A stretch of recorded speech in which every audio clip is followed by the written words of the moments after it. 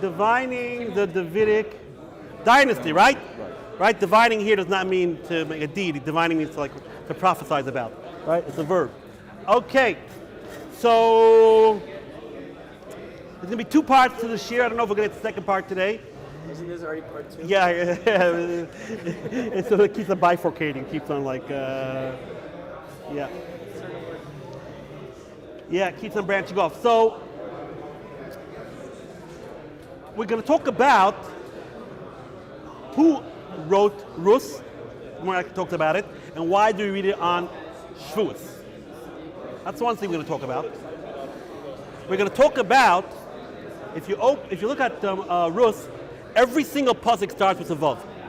Every single pasuk in Rus starts with vav because vav represents connection, and Rus is a ger, so she connected with Klal Yisrael, except for 8. Out of all the psukim in Rus, since over 100, 8 of them do not start with vav, and we're going to talk about why 8 psukim do not start with vav. That's what we're going to try to answer here today. So just to recap, we spoke last week. How is it that Machlon and Kilyon married Rus and Orpah? We're taking the assumption that Machlon and Kilyon were good people. They definitely come from good stock. Their father was clearly the Gadol Dor. That's not a question about Elimelech, that he was the Gadol Dor. So how is it possible they married Goyim? So I'm not going to go through the whole thing again, but basically we said they found a way to bypass the Isser marrying a Goy, and they didn't want to make Rus a ger. They didn't want to make her a ger. Why not? Because they said there's an open law of the Torah. You can't marry a Moabite. You can't get married. Lo yavai Aaron Moab b'kal Hashem. So therefore, they didn't want to make Rus a ger. Or we said no. They actually did make Rus a ger right away because they already knew that there's a special law by Moab that we make a drasha Moab v'loy Moavit, that you're allowed to marry a female Moabit. So that's what we said. Did they know this drasha or they didn't know this drasha? If they didn't know the drasha, they wouldn't want to make Rus a ger because it'd be counterproductive. If they didn't know the drasha, then they actually did make Rus a ger initially. So we're going to talk about that a little bit. We're going to talk about a famous Gemara in Yevamos about this issue. About Moab, V'loi Moavis, Ammon, V'loi Ammonis, right? So there's a famous story in the Tanakh where we all know that eventually there was this evil guy named Goliath who was basically called Klal Yisrael for a duel, and he said, why should the Plishtim and the Jews have a full-fledged war? You think God is on your side, Jews. We'll just have a duel. Goliath says, I'll take anyone, Goliath, whoever you want, me against anyone you want. And we know for 40 days he blasphemed God and Klal Yisrael. And finally, after 40 days, in walks David out of nowhere. And he says, I'll challenge him. And David did not seem to be very tall. He seemed to be short. And everyone was like, you? He was not even part of the army. I can't go through the whole story. He was just actually visiting because Yishai, his father, said, go check out what's going on with the boys. The older boys, right? There were 7 sons of Yishai, maybe 8, whatever. And David was sent to just check out what's going on with Yishai's sons. And he brought some presents for them and for the captain. And when he gets there, he hears Goliath basically blaspheming God. David says, I'm going to take this guy down. And everyone's like, you? And he said, yeah, me. And sure enough, we all know the end of the story. He actually was successful. And Goliath was killed just with a little pebble and a slingshot, right? That's the story of David and Goliath. And from there on in, basically, people start to know who David was. Okay. So now, it says over there, the Gemara brings down that after David actually, even before David kills Goliath, it says over here that Shaul asked Avner, When Shaul saw David going to wage war with the Plishti, Amar Avner ben Ner, Sar Tzava, the general of who? Who's Avner? The general of Shaul, a tragic figure in the stories here. And he says, Ben Mizeh Avner, who is this guy? Who is this little guy who's going to fight the Plishtim? Avner says, I haven't a clue who this guy is.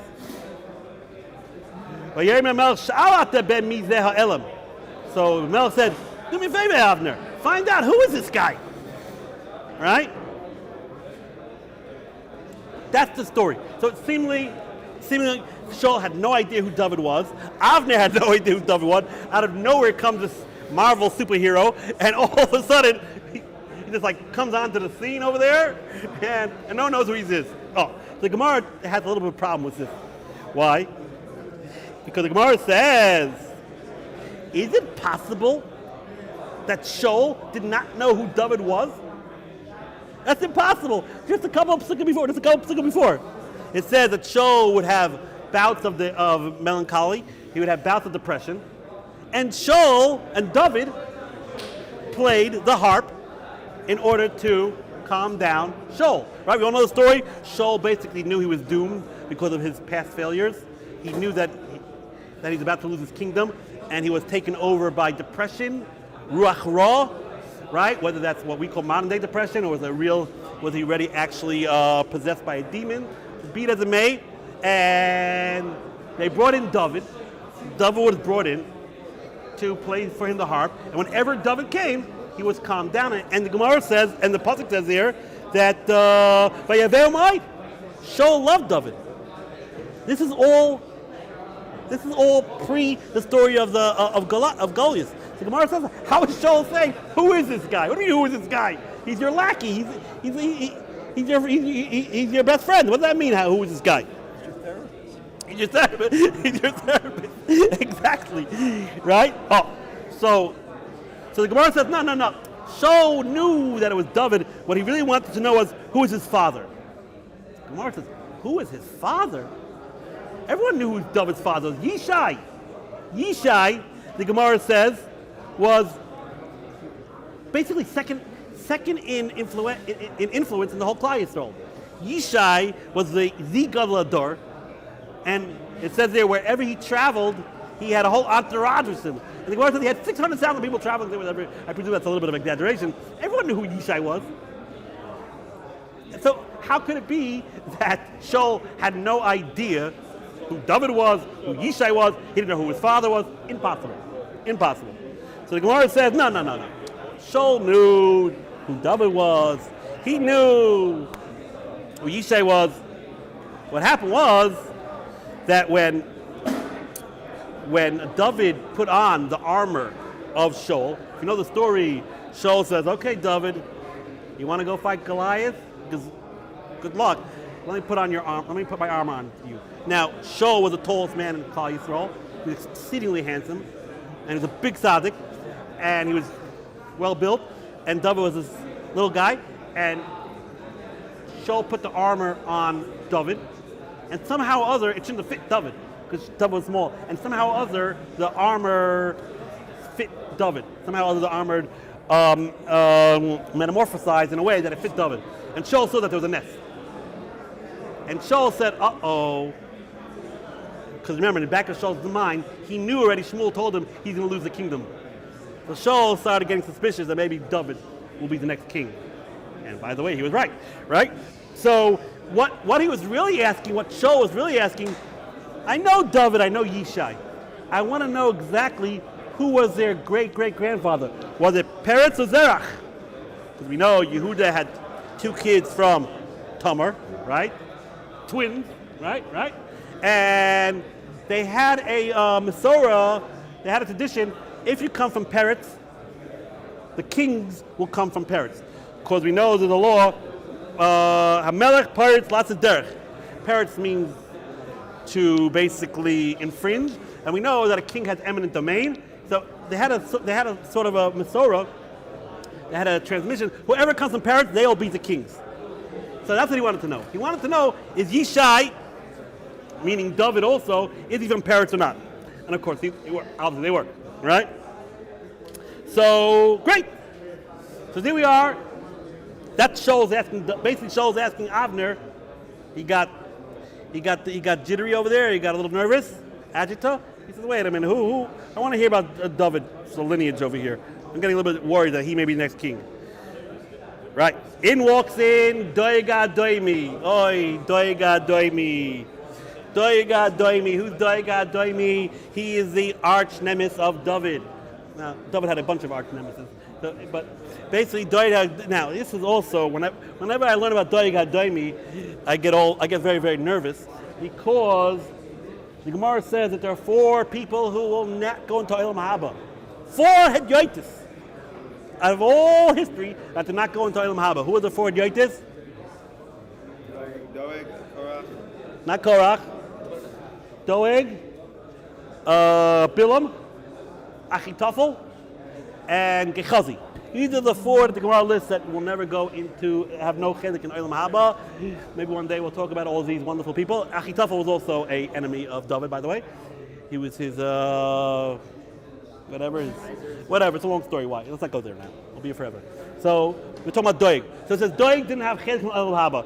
So you figure out, Doeg, yeah, he must be a real loud. He must have been, probably didn't even go, forget about Ohr Somayach, probably didn't go to Yeshivat Torah. He didn't go nowhere. He probably didn't learn a word. No.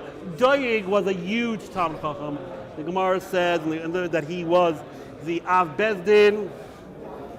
He was the Av Bezdin, and his name was Adoimi, not because he was from Edom, but because Edom was read that whenever he went to the Beis Medrash, anyone who would contest him would work out shame-faced, red-faced, because he would always win any type of halachic type of discussion,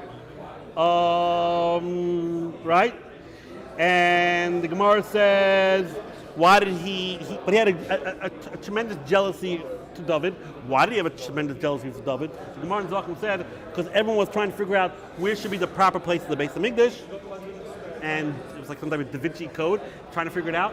And Doeg was working on his whole life. He couldn't figure out where's the exact place, because if you open up the Chumash in Pashas Rei, it says over there, and there's going to be a special place for my Beis Hamikdash. It doesn't say exactly where it is, and David figured it out, and Doeg was jealous about this. So Doeg had it in for David, because he was able to figure out where the Beis Hamikdash. Now again, Doeg was a very, very spiritual man. There's no question about that. Why at the end did Doeg lose his Olam Haba? What did he do wrong? Besides that he contended David, because he was a mass murderer. Because Doeg killed out the city of Nov, right? Because we all know the story. We know the story, right? David was hiding from Shaul, his father-in-law, right? And Doeg slandered Achimelech, who was the Kohen Gadol at that point in time. Doeg knew that David was hanging out in the Mishkan. How did Doeg know that? Because Doeg would meditate, spend many, many days meditating in the Mishkan. So we see a very holy type of person. But something went awry, something went afoul over there, something went wrong with Doeg, and he slandered him to Shaul. And Shaul said, "Kill all the Kohanim of Nov," and no one would do it. No one would do it. But Doeg said, "I'll do it," and he was a mass murderer. He killed men, women, and children, and that's why God said, "Sorry, Doeg, you're out. You're out of Olam Haba." So it's this tension that he was such a big Talmud Chacham, and he was such a great man. That's why, me, God said, "Yeah, go to Olam Haba, what do I care? You're nobody. No one's gonna notice you there anyway." But honestly, Doeg was such a great guy that and that's why he was in Zoich Olam Haba, because of his amazing feelings. Now that we know a little bit about Doeg, Domi, we actually once spoke about him half a year ago. He was the one who actually killed Shaul at the end in the war over there. That was Doeg. But be it as it may. So Doeg comes into town and says like this. He says to Shaul, "What are you worried about? You worried about David becoming king? This is what you're worried about? Forget about asking about is he able to be king. You should ask a better question. Is he even allowed to marry into the assembly of Yisrael? Is he even a kosher Jew? Meaning, is his lineage? Forget about the lineage of whether he can be king. I don't think David is even a purebred Jew.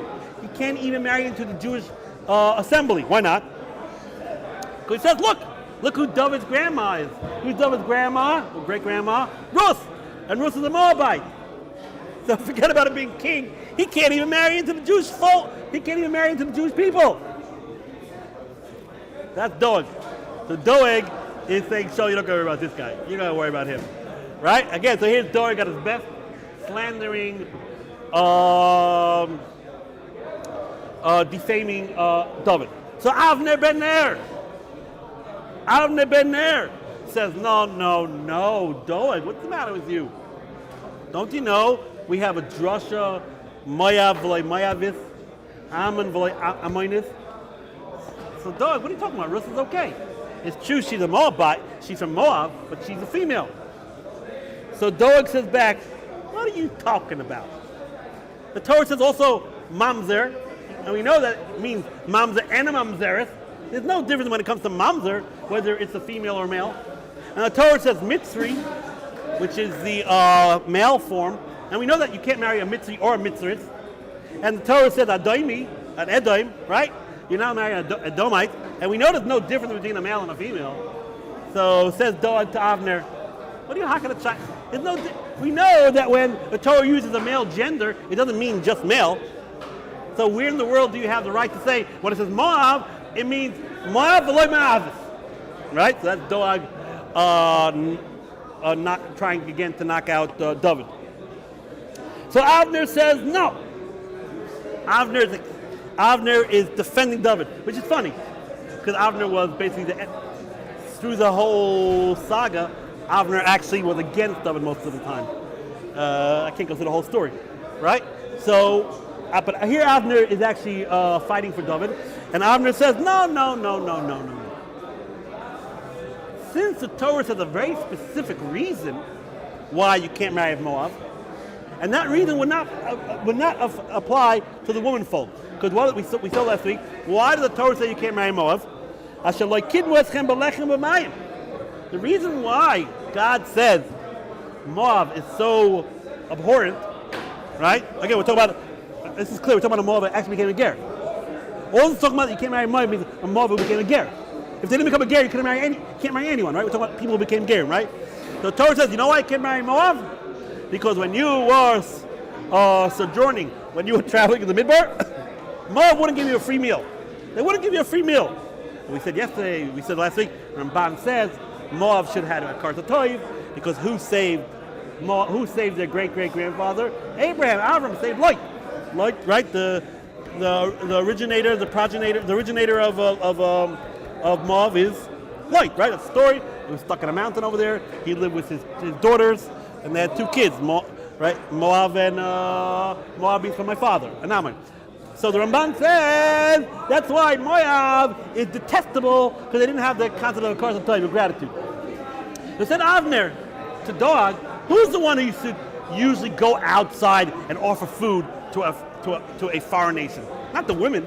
That's not their place to go outside to the desert and offer food. That's just not their place. So said Avner, you're right.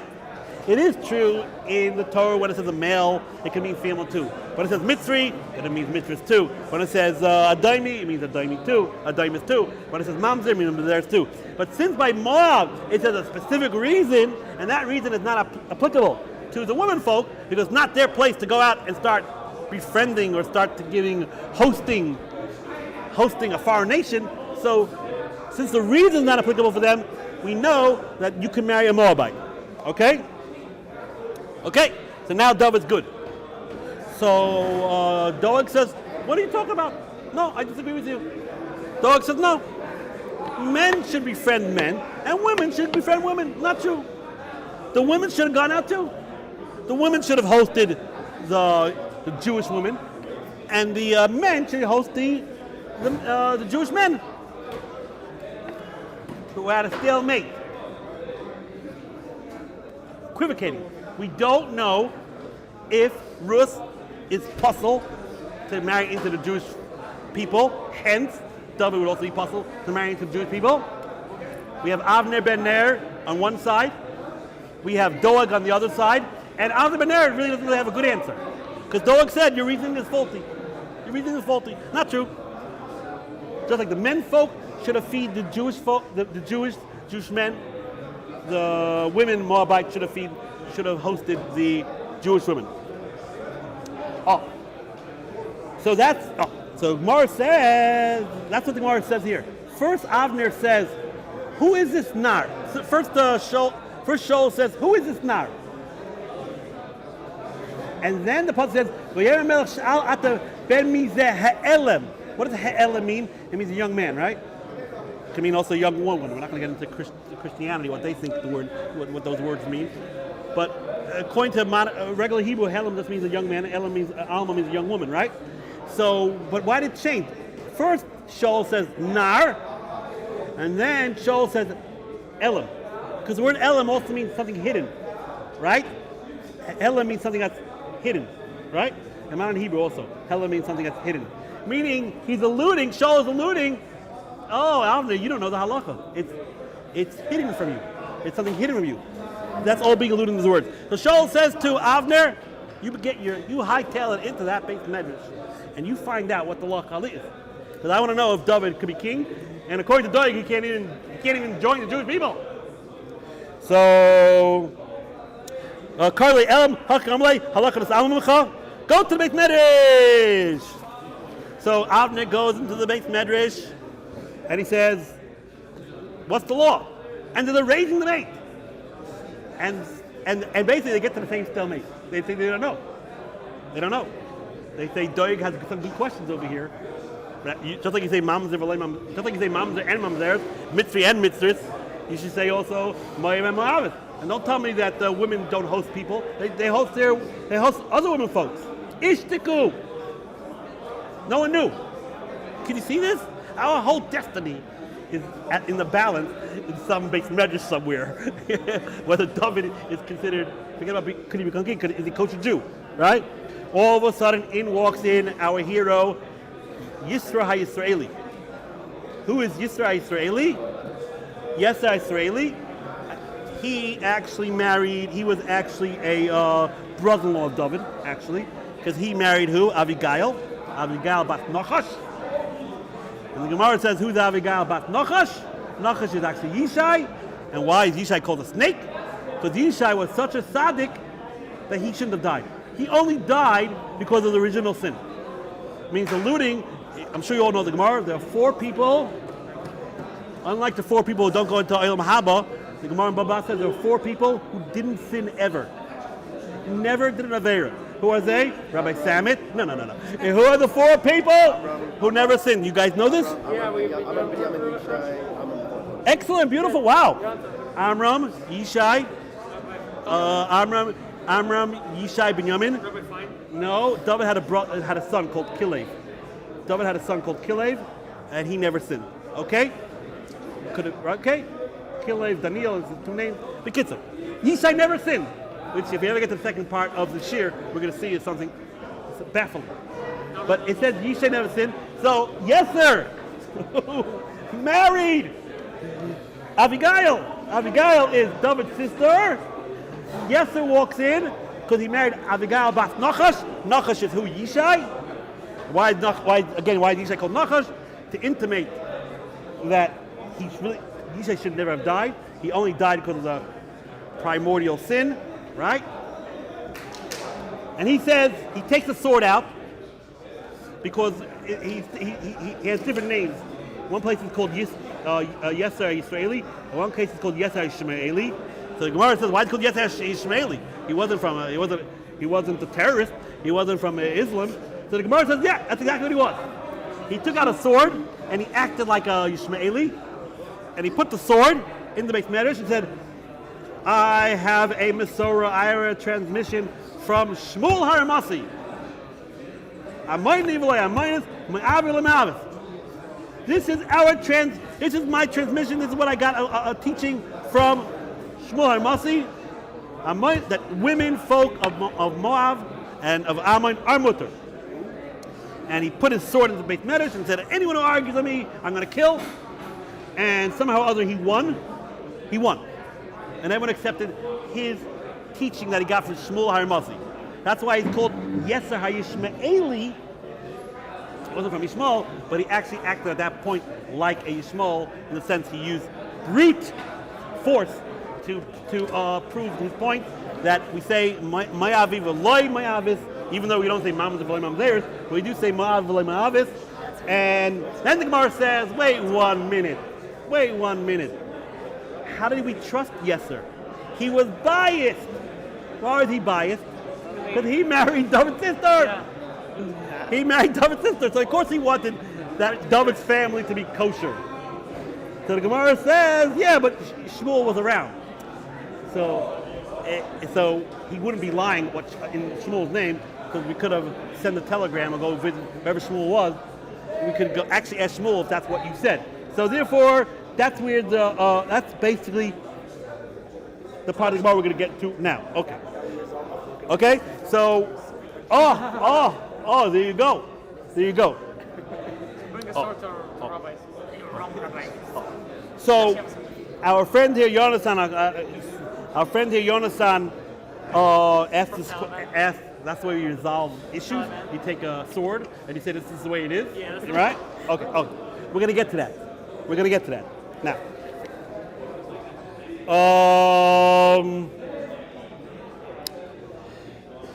If we're already talking about family, you should just realize that David won Goliath, right? He was his cousin. David and Goliath were cousins. Because on that fateful day, when Rus and Orpah made the decisions, Rus decided to either become Jewish, stay Jewish, depending on our story, and Orpah decided to go back home, right?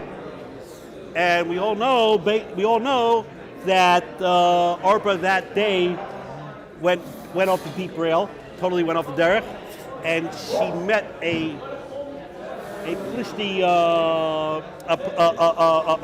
Plishti entourage of 100 men, and she tried to live with all 100 men. And the Gemara says there was a dog involved in there too. And the Gemara says that Goliath came from that union, or many unions, and actually there's a whole debate. Is it possible for a person to have many fathers? Based on that Gemara. So Orpah went totally off the deep end, and that's the question. Because how could Orpah be the mother of Orpah was from Moab? How does Goliath from Plishtim end up as Orpah who's from Moab? But the Gemara says that day when she left, she met this crowd of Plishtim. Went to some Plishtim rave party, and it was bad news. It was bad news for Orpah. And here, all the Baal Musar go to town and talk about this concept of when he's so close to being, because Orpah was so close to becoming Jewish. And some people, when they fail, they go totally up, they go totally off the deep rail. And the big Baal Musar all talk about that concept, that even if you take on a project and you fail, don't let it knock you down totally. All right? So be it as it may, but the Gemara says, because Orpah cried 4 tears when she left Naomi, she was likely to have 4 giants. In the Navi, it mentions Orpah's 4 sons. They were giants. One of them was Goliath. And the Gemara says, because of the 40 steps that Orpah took with Naomi when she was escorting her, so basically Goliath was able to blaspheme the Jews for 40 days. 40 steps are connected to, parallel to the 40 days. Be it as it may, famous Gemara, Yavai b'nei Neshuka v'yipo b'nei Dvuka. Who's the b'nei Neshuka? That's Goliath, because Orpah just kissed Naomi and then left. Yavai b'nei Neshuka v'yipo b'nei Dvuka. And they eventually fell to the children that cleaved. Who's the one who cleaved? Ruth. Ruth was the one who cleaved, right? So, wonderful family over there, Goliath and David. They were literally cousins. I mean, they were cousins a couple of times removed, because Goliath was the direct son of Orpah, and David was actually a great grandson of Ruth. Be it as it may, right? So they had family problems then too. One day, and if you go through Navi, you see there were a lot of family issues. Be it as it may. So what's going on over here? We have to deal with Yonasan's question, and Yonasan was mechawan to the brisker of can't have the shear without the brisker rub. But we're not going to get to that right now. Again, what's the other question? What? Yesser just comes with a sword and he bullies, he bogarts his way into halacha. What is that? Oh. But the Marsha has some bigger issues that he has to deal with. The Marsha has some bigger issues that he has to deal with, which the Brit Kavod will also deal with. But let's see what the Marsha says. Marsha says, wait one cotton picking second. What is going on over here? Doeg comes in and starts saying, oh, I don't know if David is a kosher Jew. Oh, I don't know. You know, Rus, his great-grandma was a Moabite. So I don't understand. Boaz, who preceded this, right, obviously, he was a Gadol Adar. He was actually one of the Shoftim. He was Afsam.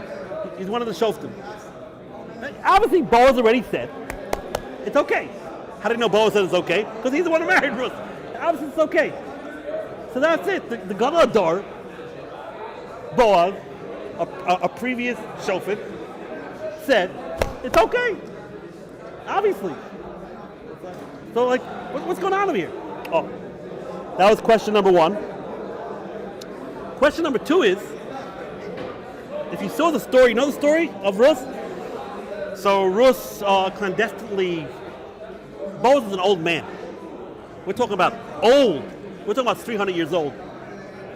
I can't go through all the numbers, but Rashi says in Dirayam that Boaz is at least 300 years old when he married Ruth. He was at least 300 years old because if Boaz is Afsam was a much later shofet. So Boaz is an old man, and we know that Ruth, I'm sure she's a good-looking woman, and she was young, and she offered herself to Boaz, and we know how she did it. In the middle of the night, she went clandestinely.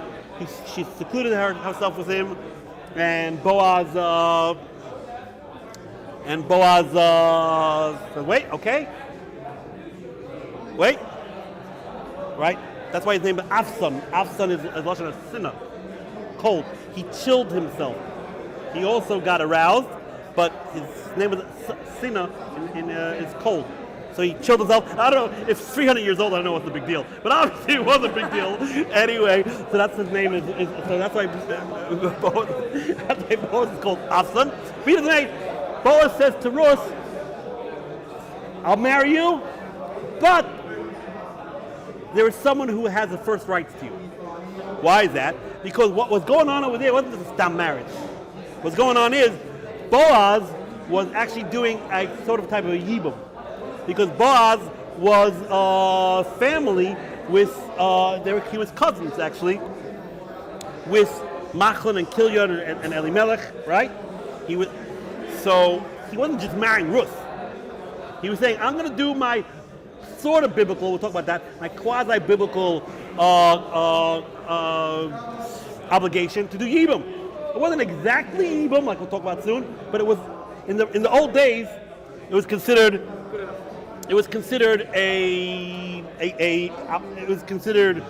heroic, or was considered proper for a relative to marry a dead relative's wife. Okay? So says Boaz to Ruth, wait, there's someone who's actually a closer relative, right? Who is the closer relative's name? Ploni Almoni. You know Ploni Almoni? Right, Ploni Almoni. In actuality, Ploni Almoni is really a derogatory. It's really it's actually a deprecation. He doesn't want to say his name. Ploni Almoni really means like John Doe. We don't want to say his name. But the truth is, we do know his name. His name was Tov. And if you look in the Ruth, it says his name Tov, but you can read it two ways. You can read that the guy said, okay, good, I'll do this, or actually it was referring to Tov. His name was actually Tov. So at the end of the day, Tov was a closer relative.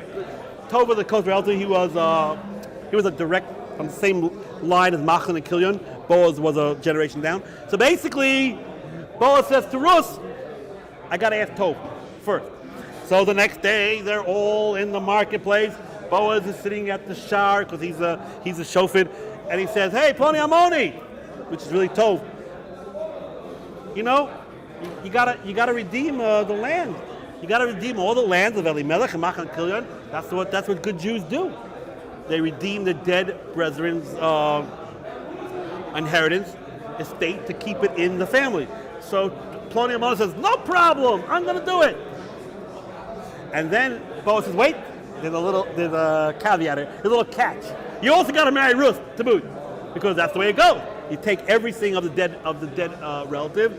You try to redeem their land, and you marry the wife. So what did Tov say? No, sorry, Bob.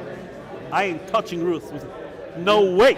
I don't want Ruth, because I will destroy my children if I do that. I will destroy my nachla, actually says. I will destroy my legacy, my heritage. So Boaz says, okay. It's either it's a package deal. You take Ruth and the land, or you get nothing. Tov said, Boaz, you can have her. Take the land, take Ruth, and there we are introduced to the first time. What famous Kenyan? Well, Chilipin, you're a genius, Jonathan. That is the source of Chilipin. Boaz takes off his shoe, and Mr. Ploni Almoni, a.k.a. Tov, takes the shoe, they do a Chilipin, and we never hear Ploni Almoni again. And sure enough, Boaz, they do that Chilipin, that ceremony, to say that Boaz bought the rights to Elimelech's land and to marry Ruth. Sure enough, it's a beautiful wedding. Boaz marries Ruth. It's a beautiful wedding, and the next day he wakes up dead. That's a little bit of the sad part. That's a little bit of the sad part. Boaz dies, but he was 300 years old. You know, what do you want? You know, what do you expect? So that's what happened. That's the Gemara that he died the next day. Well, maybe we'll get to that a little bit later. No. So says the Marshal. I think it's the first part even. Says the Marshal. Wait one cotton picking second over here. He has two questions. He says, what is this Ploni Almoni arguing with Boaz? If Boaz, the Gadol Adar, is willing to marry Ruth, you Ploni Almoni are better than him? You think you're better than him? Boaz says, it's okay. Also asked the Marshal, why did Ploni Almoni say, I don't want to marry Ruth because it will destroy my legacy, it will destroy my inheritance, my children. Forget about the children. If there's a halacha that you can't marry a Moabit, it's a lav in the Torah. What does Ploni Almoni say? I don't want to marry Ruth because, you know what? My future generations will be tainted. Forget about that. It's a law of the Torah. Forget about the future generation. Forget about any of that. You can't live with a Moabite. Straight up, it's a law. Forget the children. You're over a law. These are the three questions that the Mashal asks. Again, one is, how is Doeg questioning whether David is mutter or not? You know, Boaz gave a stamp of approval. Boaz married Ruth, so you see Moabite is not a problem. Two is, how is Ploni Almoni questioning Boaz? Boaz says it's okay. Three is the language of Ploni Almoni. He doesn't seem to be concerned about himself living with Ruth. He's worried about his progeny. He's worried about his tainting his legacy, his children. Right? So, the Mashal comes up with a fascinating answer. The Mashal says like this. Pay attention. Mashal says like this. Doeg, Ploni Almoni thought that for sure you can't marry a Moabite. You can't. A law in the Torah. You cannot do it. So how did Boaz do it? Because we have a Gemara in Yevamot that says like this. See, we have two brothers. Two brothers. And they were Kohanim. Or Kohen Gadol. To make life simple. A Kohen Gadol. And one brother dies. So there's Dinah Yibam. Two brothers. One brother dies, you have to Yibam. But the law is the Kohen Gadol is not allowed to marry an Almana. Right? That's a little bit we know. A Kohen Gadol can't marry a Almana. So should you do Yibam or not? Should you do Yibam or not? Oh my gosh, Jonathan's like a Shafir over here. So the Gemara talks about this. So you would say, no, a Kohen Gadol can't marry a Almana. The Gemara says, yes, the Kohen Gadol could marry the Almana. How could that be? Because we have a law, essay, doicha, lois essay. We have this rule that if you have an essay that says, do mitzvah. What the mitzvah? The mitzvah of Yibum. And you have on the other side a lois essay. What's a lois say? And Amana is not married a Kohen Gadol. Who wins? Essay doicha lois essay. Right? If you're going to go, this is the biggest sugis in Yavamas. Essay doicha lois essay. So the Gemara says, in principle, the Amana should marry the Kohen Gadol. Right? Again, a brother died. The other brother that's still alive is a Kohen Gadol. The Amana should marry the Kohen Gadol. But the Gemara says it said mid-exeris that it shouldn't happen. Why? Birishayna atu biyashniya. Meaning, that's right, it's a mitzvah. It's a big mitzvah to do yibum. What is the mitzvah of yibum? Biyah, right? To live with your sister-in-law. That is the mitzvah. By yibum, there's no, officially, there's no kedushin. The mitzvah is the biyah. But what is the mitzvah? The first biyah is the mitzvah. That's the first. The only mitzvah of yibum is the first biyah. Afterwards, just your regular wife and Shalom Yisrael, right? So really, by yibum, if Amana the Kohen Gadol, meaning the surviving brother, like the Kohen Gadol, the Amana should do yibum. But we're afraid that maybe they'll do a second biyah too. Gazru b'yirishayna atu b'yishniya. So really, this should be esed deichaloy to say. But because we're afraid that they may do a second biyah too, and there's no mitzvah to do a second biyah, and therefore you basically have to divorce her, but we're afraid they'll do a biyah shniya too. So they made a din that when it's a lois hasei that falls to the surviving brother, we say just do chalitza. Midarai, so you could do yibim too. But when a baran, birishayna ought to be shniya. Okay? Okay. Now, this is a little bit confusing. I want to unpack this. We're going to unpack this. In principle, every yibum is a case of even a higher than a lav. Every yibum is you're marrying your sister-in-law. And every yibum is a chorus, really. You're not marrying your sister-in-law. If you marry your sister-in-law, you have chorus. Right? But there was a special heter by yibum. There is no isser at all of sister-in-law. It doesn't exist. Meaning, let's say you do yibum. After a couple of years, you basically she's your sister-in-law, you get divorced, you can remarry her. You can remarry her even if you divorce her. Because by yibum, since intrinsically every yibum is a sister-in-law, it's always that way. Basically, the concept of the isser of Eishesach does not exist by yibum. So you don't say by every yibum, oh, okay, do the first biyah, don't do the second biyah. Because, hey, every yibum is Eishesach. No, that doesn't apply by the classic case of yibum. Because inherent in the concept of yibum is, there is no concept of Eishesach at all between this couple. So you can live with her as many times as you want, and there's no problem. But when it's an outlier case, where it's the amana that falls to a Kohen Gadol, that's not every yibum. That's like a 1 in a million chance. That's not what's supposed to happen. It happened to be that there was, besides the regular din of Eishes Lach, there was a din of an amana of Kohen Gadol, because the brother who died, the brother who survived was the Kohen Gadol. There, you have to use a special nuclear din called Esei Doicha Lois Esei. So for that lav of Esei Doicha Lois Esei, it's only one time you have a heter. That's only one B you have the heter. Are you following what I'm saying over here? Don't ask me. Oh, every yibum is a lav and chorus.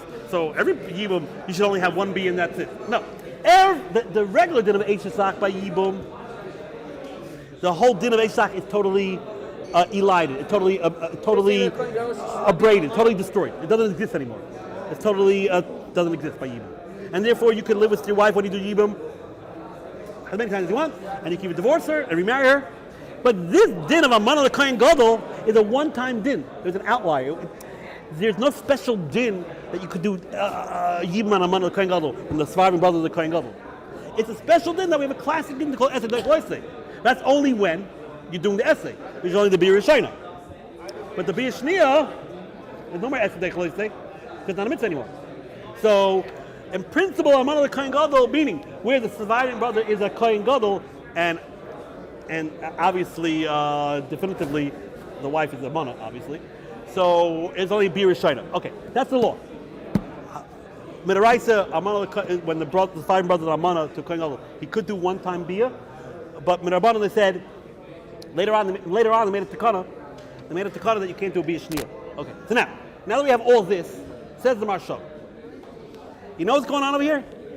Doeg said, of course Boaz lived with Ruth. Of course Boaz lived with Ruth, but not because Ruth is mutter, not because Ruth. It's not a lav to Ruth. There is a lav to live with Ruth because it says don't marry Moab and it means a female too. So how did Boaz live with her? Because he was doing the mitzvah Yibam. So he was doing the mitzvah Yibam. We say Esei Doi Chalois Esei. And Boaz's plan was only to live with Ruth one time. That's it. And that's exactly what happened because he died the next day. That actually worked out well. Meaning, we're asking Dog. Let's interview Dog. How are you even thinking about this? How are you even debating whether you can marry a Moabite? Boaz married a Moabite. Boaz is the Gadol Dar. Dog said back, you know why Boaz did it? Because he was doing a mitzvah Yibum. And he was doing Esei Doi Chalois Esei. And he was going to only live with Ruth one time.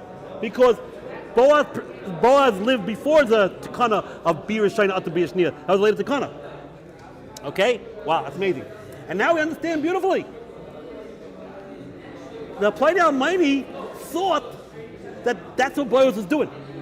Pliny Almighty thought that the reason why Boaz was willing to marry Ruth because he thought that was going to be only one-time deal, one beer. Because Esei Dei Chalois say. So why did Pliny Almighty not want to do it also? Because Pliny Almighty said, but bottom line is the kid's going to be. It's not the issue with Pliny Almighty living with Ruth. That there was a heter, but the kid is going to be puzzled. That doesn't help anything. The pollutant that Ruth has will anyway, if they would have a kid, if Boaz and Ruth had a kid, which by the way they did, and if we go with this construct, that's the reason why Boaz lived with Ruth, because Esei Doi Chalois Esei. Fine, Boaz, you can live with Ruth, but the kid is still going to be puzzled. That doesn't help anything. Even though it's Esei Doi Chalois Esei, that allows Boaz to live with Ruth, but doesn't help the kid. The kid is going to be puzzled anyway. Oh, so now it's good. Pliny Almighty said to Boaz, I know I can live with Ruth just like you, but we may have a kid, even be Rishina. We may have a kid, and that kid is going to be the problem.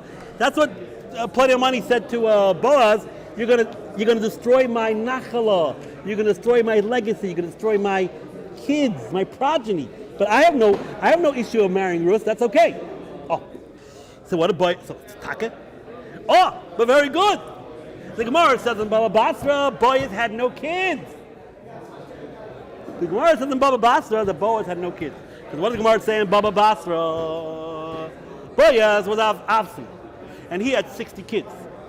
Boaz had 60 kids.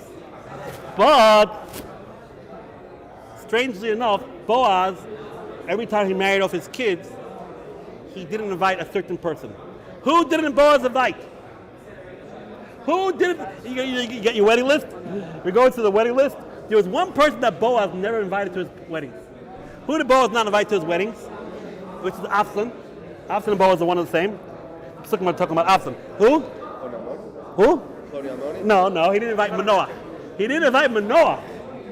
Manoah? Who the heck is Manoah? Who's the Manoah? Oh my gosh, right? A genius. The doctor knows his Bible. The doctor knows his Bible. Shimshon was the son of Manoach, and if you all learn the story of Shimshon Agibor, Manoach's wife, Eshes Manoach, I don't even know her name. Eshes Manoach was barren. Eshes Manoach is barren. Miraculously, finally, after who appeared? An angel. An angel appeared, and she got miraculously pregnant, and she had a Shimshon. But Manoach had no kids. So Boaz, it's hard even to say this, was a little bit of a cheapskate, and said, why am I going to invite Manoach? I'm going to make 60 weddings. And I'm not going to be invited to one of his weddings because he had no kids at that point. So Avsan, Boaz, I guess the weddings cost a lot of money in those days, I don't know, like nowadays. So Avsan and Boaz actually never married Manoach. Never invited Manoach to any of his weddings. He did 120 parties, 60 each wedding had 2 parties. He didn't invite Manoach. God wasn't happy with Boaz. God killed all his children. Right? Yeah. Which again, I'll let you ask Rabbi Bridowitz. That don't seem so fair. All these kids died because Boaz didn't invite people over to a wedding. I mean, like, maybe Boaz is a cheapskate. What did they get his kids? Leave your philosophical questions out for right now. So it comes out like this. Let's get it all straight here. It comes out at this point in his life, Boaz is an old man. He had no kids. And at 300 years old, I presume his marriage prospects weren't too good. I presume at 300 years old, he wasn't in the dapper Dan at that point in his life. So here we go. Boaz still exists. This is a possibility. It's never really happened, but this is what Doeg thought would happen, and this is what Polani Almighty thinks would happen. They're thinking that Boaz says, listen, I'm never going to have any kids anyway. I'm about to die. I'm an old man. I got Ruth throwing herself at me, basically. I'll marry Ruth. It's not an Aveira, because it's Essay Doicha Lois Asay. So I'm allowed to live with her one time, and if we have a kid, well, yeah, the kid's puzzle, but it's a heck of a lot better than not having any kids. It's a heck of a lot better than having any kids. And we had a whole share about that, the Yotze Superior Rivia. So that is what Doeg, this is my show. What? Stop being such a litvat. Yeah, that's a good question. I had the same question. So let's do this again. What was the question? 3 questions to my show. How in the world could Doeg equivocate or say that there's no din ma'avis ma'avis? He holds ma'avis is take usher. So how could Boaz do it? Doeg, you knew who Boaz was. The answer was that Boaz thought that Doeg thought that he was doing Esed Doicha to say. And therefore, and why was Boaz doing it? Because he had no kids anyway, so he would be happy to have any kid, even though the kid was puzzle. But our friend Toiv and Polani Almighty had many kids. So he says, what do I need this for? What do I need to live with Ruth and have a puzzle kid and have a disqualified kid, right? Oh, this is the Marsha's understanding, right? Fine. But the truth is, we know at the end of the day that wasn't the computation. The computation was actually a total different computation. That Boaz actually felt there is a halacha called ma'aviv v'loy ma'avis. There is actually a halacha called ma'aviv v'loy ma'avis. And the truth is, there's absolutely nothing wrong with Ruth's kids, i.e. David, right? Everything is okay, and nothing wrong with Ruth at all. And Boaz did not implement Esed Doicha Lois to say, that's not what he was doing, right? But that was a give and take. What was Boaz doing? Now Yishai actually asked the Google. I had the same question because the Marsha is taking a lot of liberties. The Marsha is saying that everyone thought, at least Doeg thought, the Polani Almighty thought, that what Boaz was doing was Esed Doicha Lois to say. But Boaz wasn't doing real yibum. He was doing a quasi yibum. Boaz was not Malchin and Killian's brothers. He was his cousins. So the Marsha is taking little liberties over here to say that he actually addresses this. He says, no, in the good old days, I don't know what the good old days, I mean, Boaz was after the Torah was given, but no, there's a concept of yibum, even between cousins, and it's a mitzvah too, and there's mitzvah's essay over there too. That's a big chiddush. Because there's really seemingly there is no real mitzvah, but that's the Marsha's liberties that he's taking over here. Okay? Rabbi say. What time? How long are we doing? Rabbi say, we have not even gone to half of this part of the part. We haven't gone to the Brisker Rov, but I'm not going to keep you any longer because it will be it won't be any 12 to that. So believe me, next week, meaning we still have not answered Jonas's question. Jonas's question was, yeah, okay, great, Rabbi, fine, but what's going on in the Gemara there that Yesser comes with a sword and says, well, this is the way it is. You don't like it, to chop your head off. Like, what is that about? What is that about? And we also have not answered why there are 8 psukim without a vav. And we have also not answered who wrote Ruth in the first place. And it's going to be a little bit funny that we're going to have to wait until after Shavuos to answer all these questions. And we will continue this next week, even after Shavuos.